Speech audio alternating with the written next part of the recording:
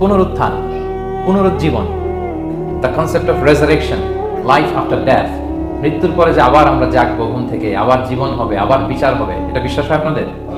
হ্যাঁ, মক্কার লোকদের বিশ্বাস হতো না।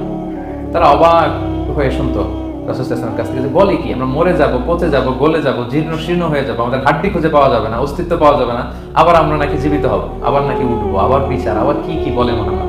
তারা মিলাতেই পারতো না এটা।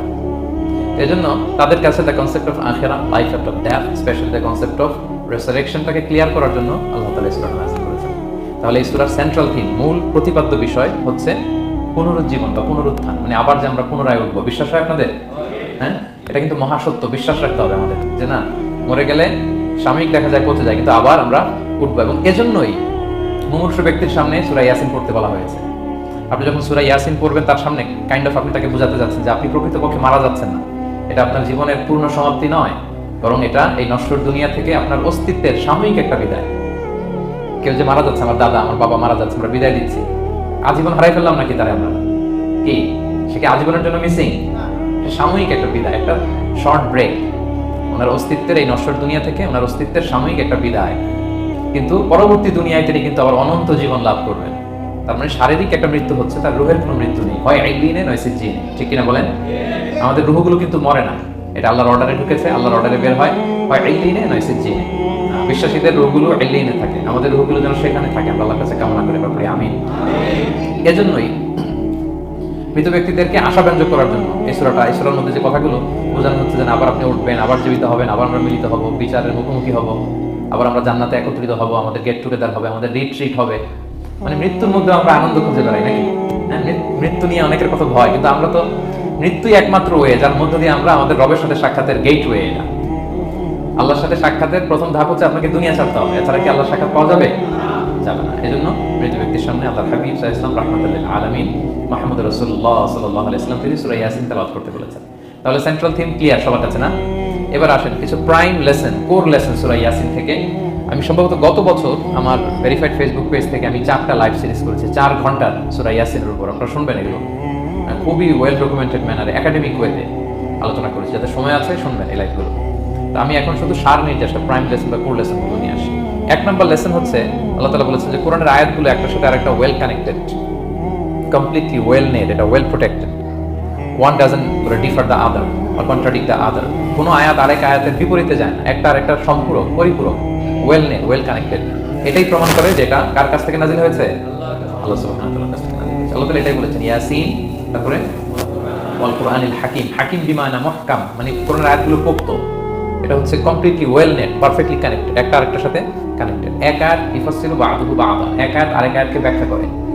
অনেক কথা কোরআনের এক জায়গায় সংক্ষেপে বলা হয়েছে, আরেক জায়গায় বিস্তারিত, এক জায়গায় ছোট করে আরেক জায়গায় বড় করে। কোনো আয়াত আরেক আয়াতের সাথে কন্ট্রাডিক্ট করে না। আল্লাহ তাআলা বলছেন আফালা ইয়াতাদাব্বারুনাল কুরআন ওয়ালাউ কানা মিন ইনদি গায়রিল্লাহি লাওয়াজাদু ফীহি ইখতিলাফান কাসীরা। তারা কি কোরআন নিয়ে গবেষণা করবে না? এই কোরআন যদি আল্লাহ ছাড়া অন্য কারো কাছ থেকে নাজিল হতো, তাহলে তারা কোরআনের মধ্যে অনেক বিরোধ দেখতে পেত, পরস্পর বিরোধ, অনেক বিরোধ দেখতে পেত। কিন্তু কোরআনের ভেতরে এই পুরো 30 পারায় কোথাও কি এক আয়াতের সাথে আরেক আয়াতের কন্ট্রাডিকশন আছে? কোনো বিরোধ আছে বলেন? না, এটা ওয়েল নেট, ওয়েল কানেক্টেড। অন্য আয়াতে আল্লাহ বলছেন লা ইয়াতিহিল বাতিলু মিন বাইনি ইয়াদাইহি ওয়ালা মিন খালফি। সামনে থেকে পেছন থেকে কোরআনে কোনো বাতিল অনুপ্রবেশ করতে পারে না, কারণ তানজিলু মিন হাকিমিন হামিদ, এটা প্রজ্ঞাময়, প্রশংসিত আল্লাহর পক্ষ থেকে একটা প্রোটেক্টেড একটা কিতাব নাজিল হয়েছে। ফলে এটা কিয়ামত পর্যন্ত প্রোটেক্টেড থাকবে, এক আয়াত আরেক আয়াতের ব্যাখ্যা করতে। এটা হচ্ছে একটা ব্যাখ্যা। আবার আল কুরআনিল হাকিম মানে হচ্ছে বিজ্ঞানময় কোরআন। কোরআনের মধ্যে অনেক বিজ্ঞানের কথাও আছে। শুধু বিজ্ঞান নিয়ে কি আছে, প্রায় 1.5 ঘন্টার লেকচার আছে আমার। Scientific indications of the holy Quran, cosmic symbols, natural phenomena, cosmology, embryology, morphology, blah blah blah, অনেক কিছু। কিভাবে এই পানি উপরে যায়, ওয়াটার সাইকেল, হাইড্রোলজিক্যাল সাইকেল, বৃষ্টি হয়, সূর্য কিভাবে ডোবে ওঠে, চাঁদ, তারপর মহাবিস্ফোরণ, বিগ ব্যাং থেকে শুরু করে মায়ের পেটে বাচ্চার ভ্রূণ কিভাবে ডেভেলপ করে, যত কসমিক সিম্বল আছে কোরআনে, এটা নিয়ে আমার 1.5 ঘন্টার একটা কোরআনের সায়েন্টিফিক ইন্ডিকেশনের লেকচার আছে। তো সেদিকে আমি যাব না। তো আল কুরআনুল হাকিমের 2টা ব্যাখ্যা হয়। এক হচ্ছে মুহকাম, মানে কোরআনের আয়াতগুলো প্রোটেক্টেড, কানেক্টেড, আর একটা হচ্ছে কোরআনের আয়াতগুলো বিজ্ঞানসম্মত, বিজ্ঞানের সাথেও কন্ট্রাডিকশন করে না। কিছু যদি অমিল থাকে, বিজ্ঞানের অপেক্ষা করা উচিত। বিজ্ঞান সামনে আরো শিখবে, আরো জানবে, আরো ডেভেলপ হবে, তখন বারবার বিজ্ঞানের মাথা কোরআনের দিকে নিচু হয়ে আসবে। ঠিক কিনা বলেন? যতদিন যায় সহজ হয় কোরআন বোঝা আমাদের জন্য। বিজ্ঞানের আবিষ্কারের কারণে কোরআন বোঝা সহজ হয় এবং মিলে যাচ্ছে সবকিছু। তাহলে এটা হচ্ছে 1 নম্বর লেসন সূরা ইয়াসিন থেকে, যে কোরআনের সব ভার্সেসগুলো আর পারফেক্টলি কানেক্টেড, ইন্টারকানেক্টেড। 1 নম্বর। তো 2 নম্বর হচ্ছে সূরা ইয়াসিনের 10 নম্বর আয়াতে আল্লাহ তাআলা বলেছেন ওয়াসাওয়াউন আলাইহিম আনযারতাহুম আম লাম তুনযিরহুম লা ইউমিনুন। হে নবী, আপনি তাদেরকে ওয়ার্নিং দেন আর না দেন সমান সমান, কাজ হবে না। এর কারণ হচ্ছে জেনে বুঝে যদি কেউ সত্যকে প্রত্যাখ্যান করে তার অন্তরে আল্লাহ মোহর মেরে দেন। জেনে বুঝে সত্যকে প্রত্যাখ্যান করবে, আমি বুঝি নাই, আমি শুনি নাই, আমি জানি নাই, এটা আল্লাহ মাফ করবে। আমি কনভিন্স হই না, এই জন্য মানতেছি না, কিন্তু আমি জানি এটা সত্য, এরপরেও যদি সত্যটা গ্রহণ না করি তাহলে কার মুক্তি আছে বলেন তো? তাহলে মুক্তি নেই। এজন্য যারা সত্যান্বেষী তাদেরকে আল্লাহ পছন্দ করেন।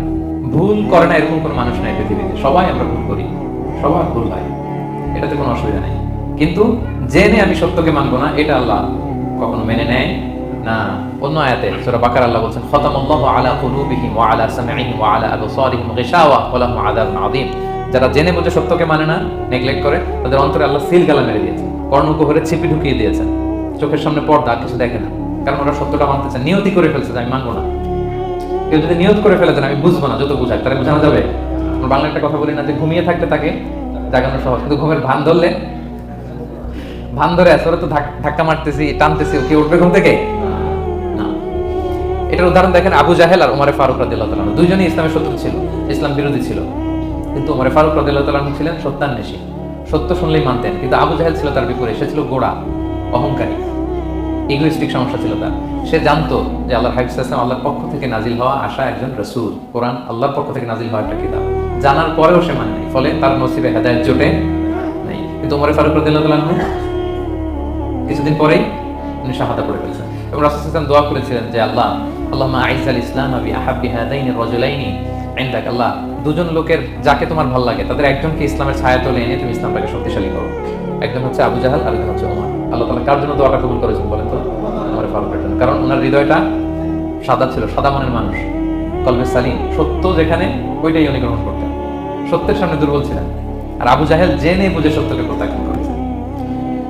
সো 2 নাম্বার শিক্ষাটা আমরা যেটা পেলাম যে জেনে বুঝে সত্য প্রত্যাখ্যান করলে আল্লাহ তার জন্য হেদায়েত বরাদ্দ রাখেন না। এজন্য আমরা আমাদের বাকি জীবনটুকু আমরা এই মেন্টালিটি, মাইন্ডসেট যেন আমাদের থাকে যে সত্য দেখলেই আমরা মানব, যেখানেই সত্য ওইটাই আমি গ্রহণ করব। কি বলেন? এটা যদি আমার বিরুদ্ধে যায়, আমার দলের বিরুদ্ধে গেলে, বাবার বিরুদ্ধে গেলে মানতেই হবে। সত্য যেখানে আছে ওখানেই আমাদেরকে চলে যেতে হবে।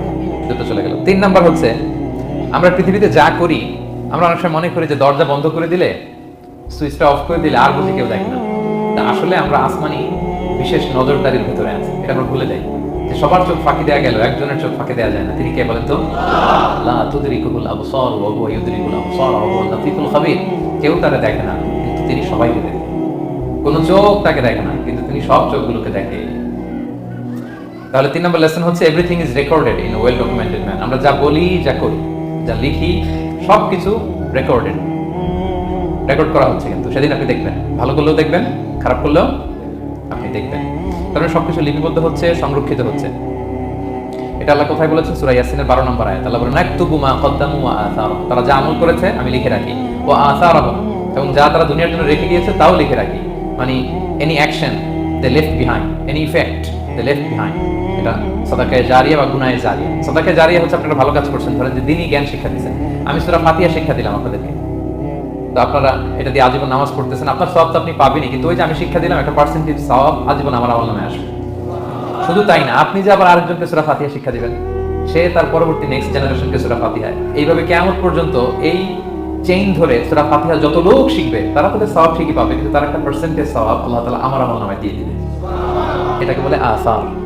ওয়া নাকতুবু মা কদ্দামু, নিজে যে আমল করলাম আল্লাহ বলে এটাও লিখে রাখছি। ওয়া আসারহুম, any effect you left behind in this দুনিয়া, যেটা আপনি রেখে গেছেন এটাও আল্লাহ লিখে রাখবে। এবং ওয়াকুল্লা শাইইন আহসাইনাহু ফি ইমামিন মুবিন। আল্লাহ বলেন সবকিছু একটা নথির ভেতরে নথিবদ্ধ করে। নথি চিনেন তো না? ডায়েরি, তারপর আমাদের বাংলাদেশে তো যে আগে হাল খাতা করতো না, টালি খাতা বিশাল বড় বড় এখন আছে কিনা, বিশেষ করে মুদির দোকানে দেখা যায় বড় মোটা মোটা তপাস করে সে টেবিলের উপর ফেলে, তারপর আপনার নাম দেখে বের করে আপনার কত বাকি, কত দিতে হবে, এই যে টালি খাতা, এই নথি করে রাখছে আল্লাহ তাআলা আমাদের সবকিছু যা করলাম, এটার ইফেক্ট দুনিয়াতে আমি রেখে গেলাম। এবং অন্য আয়াতে আল্লাহ তাআলা বলেন মা ইয়ালফিযু মিন কাওলিন ইল্লা লাদাইহি রাকীবুন আতীদ। আমি মুখ দিয়ে যা উচ্চারণ করি সব আল্লাহ তাআলা একজন পর্যবেক্ষক ফেরেশতার মাধ্যমে তুলে রাখেন, সব আপনি দেখতে পাবেন। শুধু তাই না, এখানে একটা স্পেশাল লকেট রেখেছেন আল্লাহ। আল্লাহ বলেন ওয়াকুল্লু ইনসানিন আলজামনাহু তায়রাহু ফি উনুকিহি ওয়া নুখরিজু লাহু ইয়াওমাল কিয়ামাতি কিতাবান ইয়ালকাহু মানশুরা। প্রত্যেকের গ্রীবালগ্নে আমি একটা স্পেশাল সিম কার্ডের মতো রেখেছি, যা বলো এখানে রেকর্ড হয়ে আছে, কিয়ামতের দিন আমি সব বের করে দিই। তাহলে পালানোর জায়গা আছে। That means we are under surveillance, 24/7 আল্লাহ তাআলা মনিটর করছেন, এবং এই বিশেষ আসমানি নজরদারি থেকে আমরা কেউই মুক্ত না। তাহলে লাইট বন্ধ করে দিলেন, দরজা আটকে দিলেন, কেউ দেখে না, না কেউ যেটা দেখে না সেটা দেখেন কে? আচ্ছা, তিনটা জেনে গেলাম। 4 নম্বরে হচ্ছে পৃথিবীতে সব নবীরা এক মিশন এবং ভিশন নিয়ে এসেছে। সব নবীরা লা ইলাহা দাওয়াত দিয়েছে, তাই না? এক আল্লাহ দাওয়াত দিয়েছে। আচ্ছা, কখন কি এমন হয়েছে কোন নবী এসে বলছে যে আল্লাহ একজন, আবার আরেক নবী এসে বলছে না আল্লাহ 2-3 জন হইতে পারে? হ্যাঁ, বলছে? কোন নবী এসে বলেছে মৃত্যুর পর এক জীবন আছে, হিসেব দিতে হবে, পাই টু পাই হিসেব হবে? আরেকজন বলছে না, এরকম নাও থাকতে পারে। এরকম এক নবী এক কথা, আরেক নবী আরেক কথা হয়েছে? এগুলো নবীদের মধ্যে হয়, কবিদের মধ্যে হয়। এক কবি এক কথা বলে, আরেক কবি, এক দার্শনিক এক কথা বলে, আরেক দার্শনিক আরেক কথা, এক রাজনীতিবিদ এক কথা, আরেক রাজনীতিবিদ আরেক। এদের মধ্যে থাকাথাকি হয়, কিন্তু নবীদের মধ্যে কথার মধ্যে এগুলো আছে? কারণ তারা মন গড়া কথা বলে না। ওমা ইয়ানতিকু আনিল হাওয়া ইন হুয়া ইল্লা ওয়াহয়ুন ইউহা। তাদের কথা আসে একটা হেডকোয়ার্টার থেকে। হেডকোয়ার্টারটা কার? আসমানি রেভেলেশনের বেসিসে ওনারা কথা বলেন। মন গড়া কোনো নবী কোনো কথা বলেন না। তাহলে 4 নম্বর শিক্ষা হচ্ছে সব নবীর মিশন ভিশন এক। এজন্য তাদের মধ্যে একটা কোঅপারেশন ছিল। সূরা ইয়াসিনে চমৎকার একটা ঘটনা আছে। একটা জনপদের নাম উল্লেখ করা হয়নি, কিন্তু কোন কোন মুফাসসির বলেছেন এটা তুরস্কের আন্তাকিয়া জনপদে আল্লাহ একটা কাজে, দাওয়াতি কাজে 2 জন নবীকে পাঠালেন। কয়জন? কাজ একটা, কিন্তু কয়জন? এরকম সাধারণত অন্য নবীদের ক্ষেত্রে হয় না, কোরআনে পাওয়া যায় না যে এক কাজে এক জায়গায় 2 নবী, এরকম হয় না। এক্সেপ্ট মুসা আলাইহিস সালাম, ওনার কথা বলার জড়তা ছিল। তিনি আল্লাহকে বলেছেন আল্লাহ আমাকে যে তাওরাত দিয়ে পাঠালেন, আমি তো কথা ক্লিয়ারলি বলতে পারি না, জড়তা, মামলিং হয় আমার মুখে। আমার ভাই আখি হারুন আফসাহু মিন্নি লিসান, ও খুব ফ্লুয়েন্ট ছিল। আমি নেতৃত্ব দিব, কিন্তু হারুন ভোকাল দিবে, আপনি তাকে নবী বানায় দেন। মুসা আলাইহিস সালামের দোয়ার বদলতে আল্লাহ হারুন আলাইহিস সালামকে নবী বানাই দিয়েছিলেন। 2 ভাই মিলে ফেরাউনের কাছে দাওয়াতি কাজ করেছে। কিন্তু এছাড়া আর এরকম দেখা যায় না যে এক এলাকায় এক কাজে 2 জন নবী, না। এইখানে দেখা গিয়েছে আন্তাকিয়া জনপদে আল্লাহ এক মিশনে কয়জন নবী পাঠিয়েছেন? আচ্ছা, কিছুদিন পরে আরো একজন, তাহলে হইলো কয়জন? এক কাজে এক জনপদে এক এলাকায় মোট 3 জন নবী, কিন্তু এদের মধ্যে কোনো মারামারি নেই। আমাদের দায়ীদের অবস্থা দেখেন তো বাংলাদেশে, মাশাআল্লাহ। আমাদের প্রত্যেক দায়ীদের একই মিশন না? একই মিশন, একই ভিশন, একই লক্ষ্য, একই ডেস্টিনেশন, কিন্তু কত বিভেদ, কত বিরোধ দেখেন। আল্লাহ তাআলা সূরা ইয়াসিনের 14 নম্বর আয়াতে বলছেন ইদ আরসালনা ইলাইহিম মুসনাইন, প্রথম 2 জন নবী পাঠালাম একটা মিশনে, ফাআজ্জাজনা বিসালি, তারপর 3য় জন দিয়ে আরো এদেরকে মজবুত করলাম। ফাকালু ইন্না ইলাইকুম মুরসালুন, তারা যে 3 জন একই কথা বলে যে আমরা রাসূল হয়ে এসেছি। তাহলে দেখেন নবীদের মধ্যে পারস্পরিক শ্রদ্ধা হচ্ছিল। বড় নবী ছোট নবী, প্রধান বক্তা দ্বিতীয় বক্তা তৃতীয়, এগুলো ছিল না। এই 3 নবীর মধ্যে প্রধান নবী দ্বিতীয় নবী তৃতীয় নবী আছে নাকি? না। 3 জন একই মিশনে একই ভিশনে কোঅপারেশনে তারা এগিয়ে গিয়েছে। তো দেখেন আমরা যারা কোরআনের দায়ী, আমরা তো নবীদের কাজটাই করি, ফলে আমাদের মধ্যে এই কোঅপারেশন থাকতে হবে, এই রেসপেক্ট থাকতে হবে। আমি ব্যক্তিগতভাবে খুবই লজ্জিত যে আমাদের এই দাওয়া অঙ্গনটাকে আমরা কলুষিত করে ফেলেছি। আমরা অন্য আলেমকে, অন্য দায়ীকে তুচ্ছ করা, তাচ্ছিল্য করা, ছোট করা, হেয় করা, তাকে বাতিল করা, নাকচ করা, এরকম আমরা করে থাকি। আমি একাই ইসলামের মুখপাত্র, আমি যা বলবো এটাই, এটা ঠিকাদারি আমার কাছে, এরকম একটা মেন্টালিটি আছে না? এটা নবীদের মাইন্ডসেট এরকম ছিল না। ওনারা কোঅপারেশনে, কোলাবোরেশনে কাজ করতেন, পার্টনারশিপে, একে অপরের প্রতি রেসপেক্ট। কোনো নবী আরেক নবী বিশ্বকার করেনি, কিন্তু আমরা এক দায়ী আরেক দায়ীকে কাফের বলতেও তো আমরা দ্বিধাবোধ করি। কি বলে? আল্লাহ তাআলা আমাদের বোঝাতে অভিজ্ঞান করুন। 5 নাম্বার, নবীদের কাজ হচ্ছে আল বালাগুল মুবিন, ক্লিয়ার কমিউনিকেশন, শুধু পৌঁছে দেয়া, বাণীবাহকের কাজ করা। আল্লাহ তাআলা বলছেন ওমা আলাইনা ইল্লাল বালাগুল মুবিন। ওই 3 জন নবী যখন বুঝালেন, তারা এলাকাবাসী মানে না, রিজেক্ট করলো, কিন্তু তারা বললো যে আমাদের কাজ হচ্ছে পৌঁছে দেওয়া, মানবা কি মানবো না এটা তোমাদের কাজ। আমাদের কাজ কি? আল বালাগুল মুবিন, কোরআনিক টার্মিনোলজি, মানে হচ্ছে ক্লিয়ার কমিউনিকেশন, আমাদের কাজ পৌঁছে দেওয়া, এর বেশি কিছু না। আমরা অনেক সময় একটু জবরদস্তি করতে চাই, জোরাজুরি করতে চাই, এই নামাজ পড়ো না কেন, তাকে জোরাজুরি করা, দাঁড়িয়ে রাখানো, জোরাজুরিতে বেশি কাজ হয় না। আপনি পাওয়ারফুল মেসেজ দিবেন, ইনফ্লুয়েন্স করবেন, এতে আল্লাহ হেদায়েত দিবেন। কারণ হেদায়েতটা নিয়ন্ত্রণ করেন একমাত্র কে? আর কারো হাত নেই, এমনকি নবীরও না। কোন নবীও চাইলে কাউকে হেদায়েত দিতে পারে? আল্লাহ হাবিব সাল্লাল্লাহু আলাইহি ওয়াসাল্লাম মক্কাবাসীদের পেছনে ঘুরতে ঘুরতে পেরেশান। উনি তো রহমতের নবী, উনি ভাবতেছিলেন হায়রে একটু যদি আমার কথা মানতো তাইলেই তো জাহান্নাম থেকে বেঁচে যায়। আরেকটু দাওয়াত দেই, সকালে দেই, দুপুরে দেই, বিকেলে দেই, রাতে দেই। তাদের পেছনে ঘুরতে ঘুরতে রাসূল সাল্লাল্লাহু আলাইহি ওয়াসাল্লাম পেরেশান হয়ে যেতেন। আল্লাহ তাআলা সূরা কাহফে আয়াত নাযিল করলেন ফালা আল্লাকা বাকিউন নাফসাকা আলা আসারিহিম ইল্লাম ইউমিনু বিহাদাল হাদীসি আসাফা। নবী, ওরা যদি শুনতে না চায়, আপনি তো ওদের পেছনে ঘুরতে ঘুরতে পাগল হয়ে যাচ্ছেন বোধহয়, না রেখে দেন, মানলে মানুক, না মানলে নাই। হেদায়েত দেওয়ার মালিক হচ্ছে আমি। ফাযাক্কির ইন্নামা আনতা মুযাক্কির, আপনি শুধু স্মরণ করিয়ে দেন, উপদেশ দেন। লাস্তা আলাইহিম বিমুসাইতির, আপনি বল প্রয়োগ করতে আসেন, আপনাকে দারোগা বানাই পাবেন, আপনি শুধু পৌঁছে দিবেন। এমনকি রাসূল সাল্লাল্লাহু আলাইহি ওয়াসাল্লাম ওনার চাচা আবু তালেবের হেদায়েতের জন্য অনেক ট্রাই করেছেন, কিন্তু হেদায়েত নসিব হয়েছে বলেন? কারণ ইন্নাকা লা তাহদি মান আহবাবতা ওয়ালাকিন্নাল্লাহ ইয়াহদি মান ইয়াশা, নবী আপনি যাকে চান তাকে হেদায়েত দিতে পারবেন না। তাহলে আমাদের যারা দায়ী, আমাদের কাজ কি? পৌঁছে দেওয়া। বলেন তো কাজ কি? নাকি বল প্রয়োগ করা, জোরাজুরি করা? মাশাআল্লাহ। 7 নাম্বার লেসন হচ্ছে এই পৃথিবীর সবকিছু আইন মানে কার? বলেন তো আল্লাহ। ইচ্ছায় অনিচ্ছায় সবকিছু আল্লাহর আইন মানে, আমরা ছাড়া শুধু। আকাশ, জমিন, বাতাস, বৃষ্টি, মেঘমালা, পাহাড়, সাগর, নদী, সূর্য, চন্দ্র, সব আইন মানে কার? আল্লাহর আইন মানে। সে কথা আল্লাহ বলছেন, ওয়াশ-শামসু তাজরি লিমুস্তাকাররিল লাহা, আমি সূর্যের জন্য একটা গতিপথ দিয়েছি, কক্ষপথ, অক্ষপথ, সে ওইদিকেই ঘুরে, ওরে ঘুরতে বলছে ও ঘুরে, এর কোনো ব্যত্যয় নাই। যালিকা তাকদীরুল আজিজিল আলিম, এটা আমি আল্লাহ ফিক্স করে দিয়েছি। ওয়াল কামারা কাদ্দারনাহু মানাজিলা হাত্তা আদা কাল উরজুনিল কাদিম, আর চাঁদকে আমি 30টা মঞ্জিল দিয়েছি। দেখবেন চাঁদ কিন্তু এক জায়গায় উদিত হয় না, 30 দিনে 30 জায়গায়, পুরো মাস ব্যাপী এদিক থেকে ওদিকে শুধু ঘুরে। এটা আল্লাহ ফিক্স করে দিয়েছে, এটা ওর বিধান। আমাদের জন্য কোরআন বিধান হিসেবে দিয়েছে, আমরা মানি না, কিন্তু প্রত্যেক প্রাণীর জন্য, সৃষ্টির জন্য যে বিধান আল্লাহ ফিক্স করেছেন ওরা ওইটাই মানে, এর একটু একচুল পরিমাণ টাকা ব্যয় করে না। সুবহানাল্লাহ, সুবহানাল্লাহ। সো জগতের সবকিছু আল্লাহর দেয়া বিধান মেনে চলে, কারণ গোটা জগৎটাই তো তার। গোটা জগৎটা কার বলেন? ফলে আইনও চলবে তার, আমরা যেন আল্লাহর সবগুলো আইন মেনে চলি। 8 নাম্বার হচ্ছে এই যে আমরা জান্নাতের কথা শুনি, কিয়ামতের কথা শুনি, আখিরাতের কথা শুনি, একদিন আমরা এটা চাক্ষুষ দেখতে পাবো, তখন আমাদের এই বিশ্বাসটা আরো প্রগাঢ় হবে। মৃত্যুর পরে যে আমাদের লম্বা ঘুম, এই আমাদের নিদ্রা ভঙ্গ যেদিন হবে, সেদিন আমরা সব দেখতে পাবো চাক্ষুষ কিয়ামতের সবকিছু। সেটা আল্লাহ তাআলা বলছেন, নুফিখা ফিস সূরি ফাইদা হুম মিনাল আজদাসি ইলা রাব্বিহিম ইয়ানসিলুন, ইসরাফিলের সিংহার ফুৎকারে সেদিন সব মানুষ জেগে উঠবে। আপনারা ইসরাফিল আলাইহিস সালামের নাম শুনেছেন? কে উনি? একজন ফেরেশতা, উনি বড় একটা সিংহার ফুৎকার দিবেন। সৃষ্টির পর থেকে আল্লাহ ওনাকে একটা কাজের জন্য অ্যাসাইন করেছেন, শুধু ফু দিবে 3টা। কয়টা? আর কোনো কাজ আছে?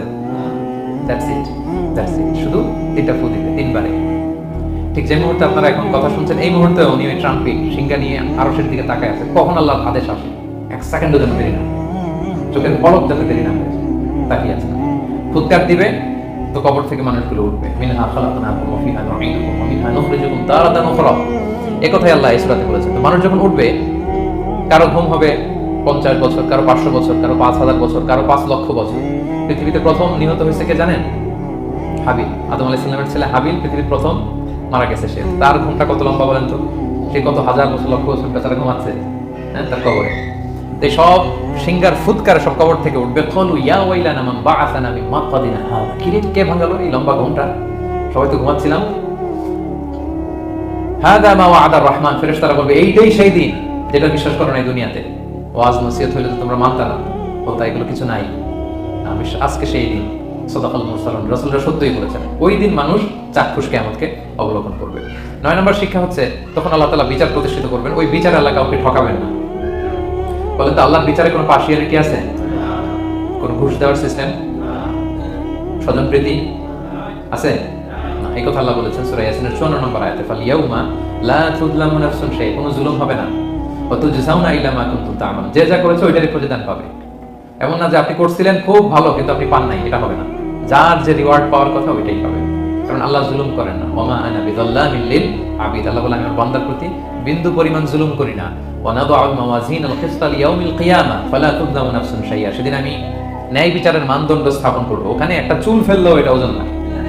ফামান ইয়ামাল মিসকালা যাররাতিন খায়রান ইয়ারা ওয়া মান ইয়ামাল মিসকালা যাররাতিন শাররান ইয়ারা, অনুপরিমাণ ভালো করলে ভালো পাবেন। এই যে সে লিল্লাহি তাকবীর বলছে, সওয়াব হইছে না? সে ওই দিন আমলনামায় দেখবে কিরে অমুক এক মাহফিলের মধ্যে আমি লিল্লাহি তাকবীর বলছিলাম, এইটার এতগুলো সওয়াব। তারপরে যে আপনারা আল্লাহু আকবার বলছেন, এতে সওয়াব হইছে না? এরকম ছোট্ট ছোট্ট প্রতি মুহূর্তে, একজন রাস্তা চেনে না, রাস্তা দেখাই দিলেন, একজন একটা ভালো উপদেশ দিলেন, হ্যাঁ, এইভাবে ছোট্ট ছোট্ট যত ভালো কাজ সব পাবেন, ছোট ছোট খারাপ কাজ সব সেদিন পাবেন, কোনো জুলুম হবে না।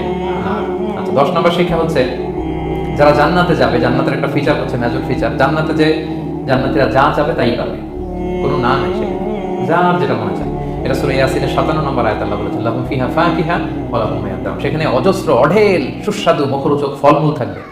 দুনিয়াতে এক ফলে এক মজা, আনারসের মজা তরমুজে নাই, তরমুজের মজা আমে নাই, আমের মজা বাঙ্গিতে নাই, বাঙ্গির মজা কাঁঠালে নাই, কাঁঠালের মজা ডুরিয়ানে নাই। যেইটা খাবেন ওইটা স্বাদ। জান্নাতে এক ফলের ভেতরে হাজার রকমের স্বাদ আল্লাহ ঢুকাই দেবে। আচ্ছা, দুনিয়াতে যে কমলা খান, কমলার ছোলা খান, ডাব যে খান, ডাবের ছোলাটা খান, শুধু পানি, ওইখানে ডাবের চেয়ে আর ডাবের ছোলা মজা লাগবে। কমলার চেয়ে কমলার ছোলা হবে আরো সুস্বাদু। মানে ওইটার ফিচারের সাথে দুনিয়ার ফিচারের কোনো তুলনাই নাই, নো কম্পারিজন। যা চাবে তাই। ইয়াসিনের 11 নম্বর শিক্ষা হচ্ছে সেদিন নিজের হাত পা নিজের বিরুদ্ধে সাক্ষী দিবে যারা জাহান্নামে যাবে। কারণ জাহান্নামীরা বলবে না আল্লাহ করি নাই, তোমার ফেরেশতারা ভুলে লিখছে, আল্লাহ আরেকজনের আমলনামা আমারে দিয়ে দিছে, এই অনেক ধরনের অজুহাত। তখন আল্লাহ তাআলা তার মুখটাকে সিলগালা করে দিবেন। ফাল ইয়াউমা নাখতিমু আলা আফওয়াহিহিম ওয়া তুকাল্লিমুনা আইদিহিম ওয়া তাশহাদু আরজুলুহুম বিমা কানু ইয়াকসিবুন। আল্লাহ বলে তোমার মুখ আমি সিলগালা করে দেব, হাত কথা বলবে, তখন পা সাক্ষী দিবে কোথায় যে এই পাপটা করছে। আপনি অবাক হন, কি রে এই হাতে তো কত আংটি পরলাম, এরপর কত লোশন মাখলাম, হ্যাঁ কত সুন্দর বডি ওয়াশ দিয়ে হাতটা ক্লিন রাখলাম, তারপর হাতের মধ্যে গ্লাভস পরলাম, হাত পা কত যত্ন আমি নিলাম, এই হাত পা আমার বিরুদ্ধে কথা বলে। রাগে মানুষ বলবে ওয়াকালু লিজুলুদিহিম লিমা শাহিদতুম আলাইনা, কি রে আমার বিরুদ্ধে কথা বলিস কেন? তো হাত পা বলবে ক্বালু আনতাকানাল্লাহ আল্লাযী আনতাকা কুল্লা শাই। ওই আল্লাহ আজকে আমাকে কথা বলার সুযোগ দিয়েছে, যে আল্লাহ চাইলে যে কাউকে যে কোনো সৃষ্টিকে কথা বলার সুযোগ দিয়ে থাকে। পাথরকে আল্লাহ জবান দিতে পারেন, দিয়েছেন। রাসূল সাল্লাল্লাহু আলাইহি ওয়াসাল্লাম মক্কার শিয়াবদের মধ্য দিয়ে যখন হাঁটতেন, অনেক পাথর রাসূল সাল্লাল্লাহু আলাইহি ওয়াসাল্লামকে সালাম দিয়ে বলেছেন, আসসালামু আলাইকা ইয়া নবী আল্লাহ, হে আল্লাহর নবী আপনাকে সালাম। কে দিয়েছে সালাম? পাথর। মরা খেজুর গাছ কে দিয়ে উঠেছে নবীর জন্য, তার মানে এগুলোর ভিতরে প্রাণের সঞ্চার করেছেন কে? আল্লাহ। সেদিন হাতের ভেতরে আল্লাহ তাআলা কথার শক্তি দিবেন। আপনার হাত আপনার বিরুদ্ধে, পা বিরুদ্ধে, আপনার বডি আপনার বিরুদ্ধে সাক্ষী দিবে। সো খবরদার, অতটুকু পাপ করি যতটুকু পাপের শাস্তি বহনের ক্ষমতা আমার আছে। একটু হিসাব মিলিয়ে নিই আমরা।